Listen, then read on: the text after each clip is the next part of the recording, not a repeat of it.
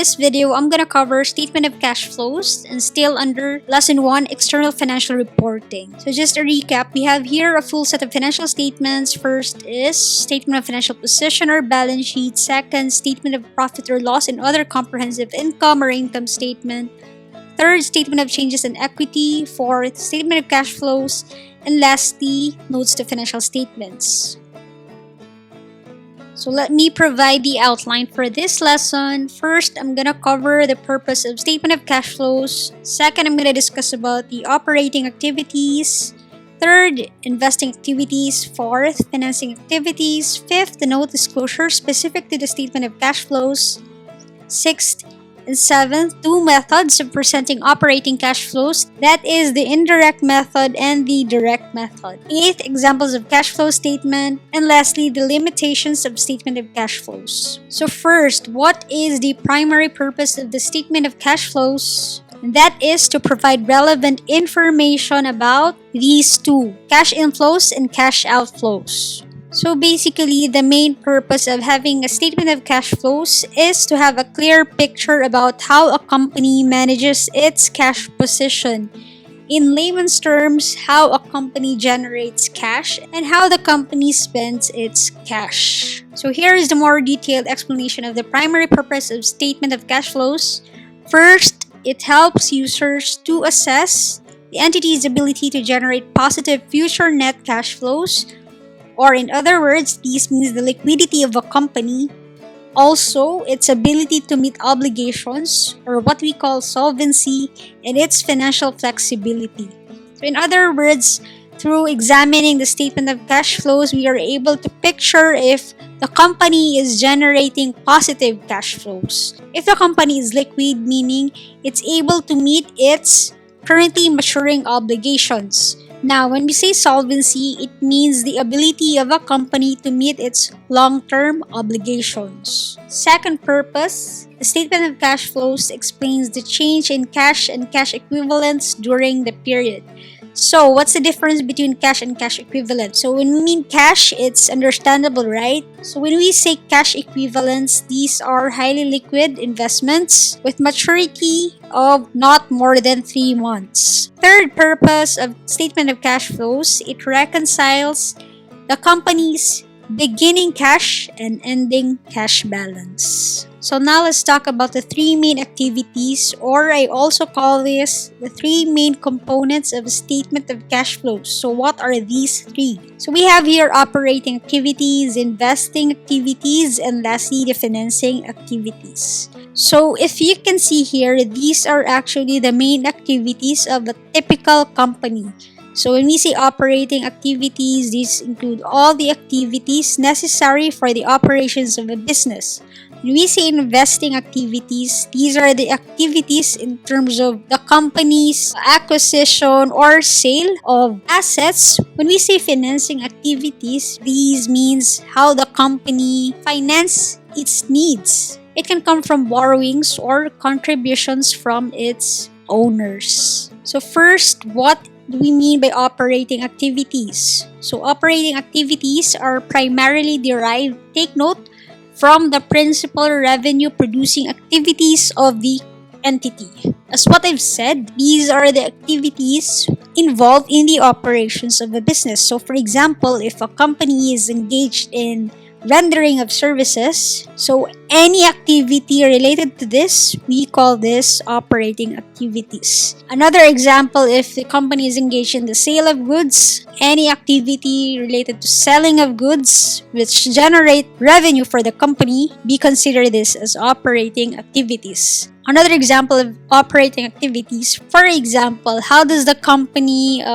generate revenue? For example, if it is engaged in the selling of goods, of course, it needs to purchase its goods, right? So one of the activities of the company is to purchase from its supplier. So this activity helps the company to generate revenue. Thus, this also qualifies as part of the operating activities. So to give you a clear picture, here are some examples of cash inflows from operating activities. First, cash receipts from the sale of goods and services, as I've mentioned earlier. Second, cash receipts from royalties, fees, commissions, and other revenue. So for example, the company has other income or other activities which generate other income. This also qualifies as operating activities. So for example, if the normal course of the business is in generating royalties or charging fees or commissions, these can also qualify as operating activities. Third example, cash received in the form of interest or dividends. So for example, if the company is engaged in lending of money, so the company charges interest, right? This also forms part of its operating activities. Now, what are the examples of cash outflows? So we have here, as I mentioned earlier, cash payment to suppliers for goods and services, cash payments to employees, cash payments to government for taxes, duties, fines, and other fees and penalties. And lastly, payments of interest on debt. Now, as you can see here, obviously, these activities help the company generate revenue. So, for example, as I've mentioned earlier, if the company is engaged in the selling of goods or rendering of services, any activities related to purchasing of the necessary goods or services, of course, these fall part of the operating activities. And of course, a company cannot operate if it doesn't have any employees. So basically, any payments made to employees, this forms part of the company's operating activities. Another thing is the payment to the government for the taxes, duties, fines, and other penalties, because let's face it, all companies need to be compliant with government rules and regulations. Companies need to pay their taxes, their duties, otherwise the company won't be able to operate. The last point, you might be confused. Now, why is this considered as operating activities? Actually, interest on debt can either be considered as part of operating activities or financing activities. Now, what are the two acceptable methods of presentation of the cash flows from operating activities? We have here direct method and indirect method. So later, I'm going to provide some examples of the typical format of presenting cash flows from operating activities using these two acceptable methods. So when we say direct method, it's very simple, it's understandable. So it means cash inflows less cash outflows. When we say indirect method, we start with the net income, and the net income is usually taken from the income statement. In the indirect method, this is used because more often than not, companies are presenting their financial statements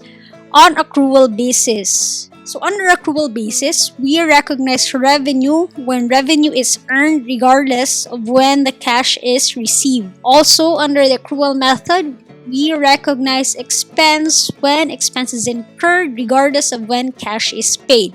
So here in the indirect method, since we are starting with the net income, meaning in the net income, that figure includes all revenues without cash inflows or without cash receipts and all expenses without cash payments. In order to arrive at the ending cash balance, from the net income, we add all those expenses without cash outflow and we deduct all revenues without cash inflow. Hence, we call it the indirect method. Later, I'm gonna discuss this in further detail. So later, I'm gonna provide examples of this so that it's clearer. So what are investing activities? This refers to the extent to which expenditures have been made for resources intended to generate future income and cash flows. So when we say investing activities, for example, a company purchase property or equipment or computer, tools, and so on. So basically, these items are necessary for a company to generate revenue or income or to generate future cash flows.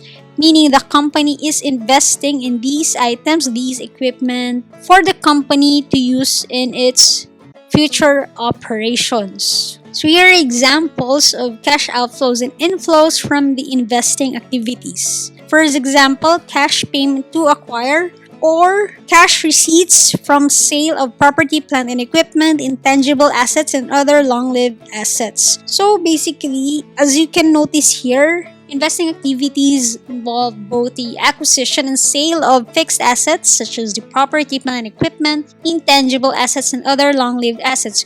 When we say intangible assets, these are assets without physical substance. Okay? Second example, cash payment to acquire or cash receipts from the sale and maturity of equity and debt instruments of other entities for investing purposes. So for example, a company may have extra cash, right? So what does the company do with this extra cash? Sometimes the company invests these cash to acquire the stocks or equity of another company so that the company may earn dividends and interest income. So in layman's term, the company uses its cash for investing. Third example, cash advances and loans made to other parties or cash receipts from repayment of advances and loans made to the other parties. So for example, a company may lend money to other parties and also the company expects payments from the money that it has lent to other parties. And from these, the company may earn interest income. Last component is the financing activities. So this involves the cash effects of transactions and other events that relate to the issuance, settlement, or reacquisition of the entity's debt and equity instruments. So take note, we have three activities here under financing activities: the issuance, settlement, and reacquisition. So mainly, these involve debt and equity instruments. So for example, debt, issuance of bonds. Another example for equity instrument is an IPO, issuance of stocks. So in layman's term, when we say financing activities, these are the activities of a company when it raises cash through either borrowing money from another party or issuance of stocks. So when a company issues stocks, right? So for example, to the general public buy these stocks, and so the company is able to earn cash from these issuance of stock. So here are the examples of cash inflows from financing activities. First example, cash proceeds from issuing shares and other equity instruments. And because of this, buyers of shares or stocks of a company, they become owners of a company, right? Hence, here we mean that through this, the company is able to obtain resources from its owners.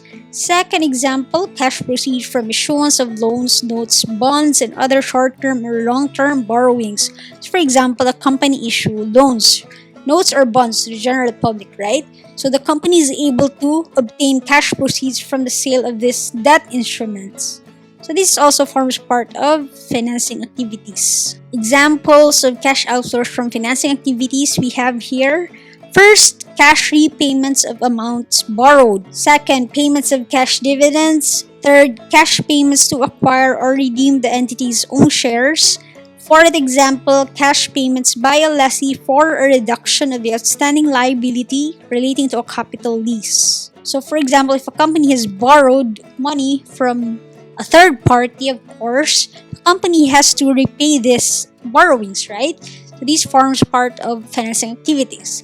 Another thing, if a company has issued shares of stock, of course, more often than not, a company declares dividends. Of course, when it declares dividends, it has to pay cash dividends, okay? So, third example, a company may reacquire or redeem its own shares. In this case, this forms part of the treasury shares. When a company acquires its own shares, these treasury shares no longer forms part of the outstanding shares. The effect of this is that the earnings per shares becomes higher because the outstanding shares becomes lower. So, for example, under IFRS 16, the company actually recognizes right of use asset and the corresponding lease liability. Any payments made to reduce the lease liability, this is also considered as financing activities. Okay? Because under IFRS 16, we already consider on our books both ROU assets and lease liabilities as opposed to the superseded standards. So what are the major statement of cash flows? Notes disclosures. Basically, a company need to disclose all information about all non-cash investing and financing activities in its notes to financial statements. So what are the examples of non-cash investing and financing activities? So when we say non-cash, meaning there is no actual cash inflow or outflows from both investing and financing activities. So we have here first conversion of debt to equity. This happens when a company issues a bond with a convertible features. So for example, a holder of a bond may have the option to actually convert its bonds into ownership of shares of a company. So here is just actually a conversion of a particular instrument that is from bonds to stock. So there is no exchange of cash. Hence, it's non-cash. Second, acquisition of assets either by assuming directly related liabilities or by means of capital lease. So what do we mean by assuming directly related liabilities?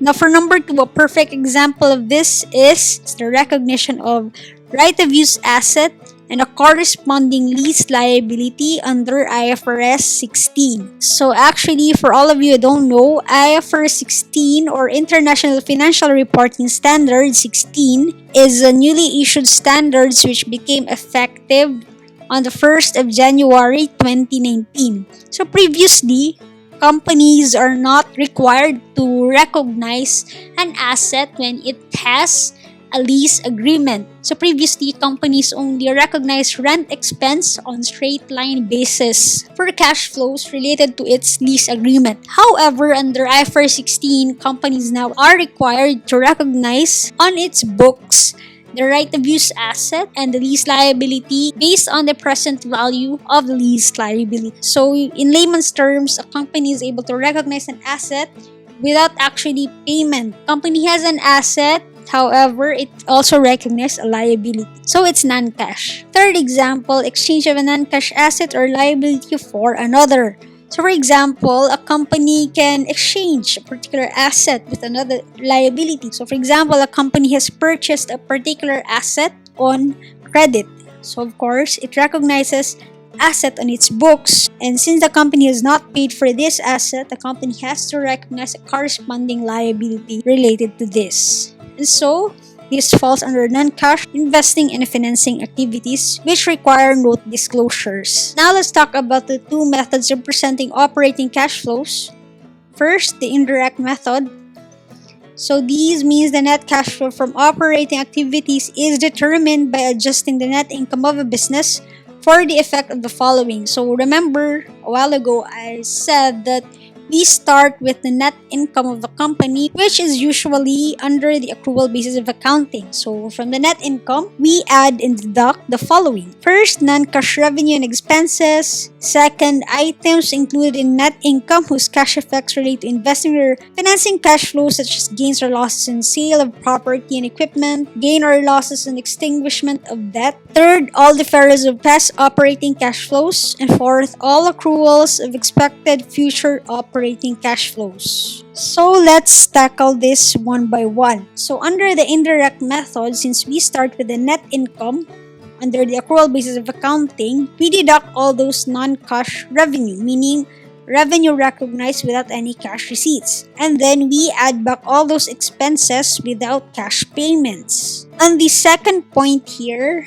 for example, a company has sold one of its property, plant, and equipment, it has recognized gains, right? Or an income from this. However, there's no actual cash inflow or cash receipts for this gain. So what we do, we actually deduct this from the net income to get the operating cash flows. So if it's a loss on sale, it's just a reverse. And there's no payment, we actually add back this amount to the net income. The same goes for the gain or losses on extinguishment of debt. And a third example, all deferrals. When we say deferrals, so for example, a company has received cash for revenue still to be earned in the future. So for example, cash advances from customers. On the fourth example, all accruals. So for example, if a company has incurred expenses without actual payment for it. The same goes as well if a company has recognized revenue without actual cash receipts during the period. So, say accrual, the company has recognized it on its net income, but cash effect is still in the future. Direct method, on the other hand, the entity presents major classes of actual gross operating cash receipts and payments and their sum. So under the direct method, this is very straightforward since we account all items with cash inflows or cash receipts and all items with cash payments or cash outflows. So at a minimum, the following must be presented. So for example, cash collected from customers, interest and dividends received, other operating cash receipts, if any, cash paid to employees and other suppliers of goods and services, interest paid, income taxes paid, other operating cash payments, if any. So now let's take a look at the examples. We have here the format of cash flow statements under the direct method and indirect method. So if you can observe here, under the direct method, we just actually lay out all the items in a straightforward manner. So for example, we start from the cash inflow, so cash from customers, sales revenue. Assuming this is received in cash, we just deduct all those cash payments. For example, all those cash payments related to cost of goods sold. So it's very straightforward here. Under the indirect method, what I've said earlier, we start with the net income, then we add and deduct all those with non-cash impacts. Limitations of statement of cash flows. So first limitation, a statement of cash flows is not sufficient in terms of forecasting the profitability of a firm. This is because non-cash items are not included in the calculation of cash flows from the operating activities. In other words, we cannot predict if a company is profitable by just looking at the statement of cash flows, since we only consider here those items with cash payments or cash receipts. Second limitation, the statement of cash flows may not represent the true liquid position of an entity. Third limitation, information can be manipulated in the statement of cash flows. So that ends these lessons. I hope this has been helpful to you. Comment below if you have questions or clarifications. My name is Jean. Thank you for watching. If you like this video, hit like, share, and subscribe. Till next time.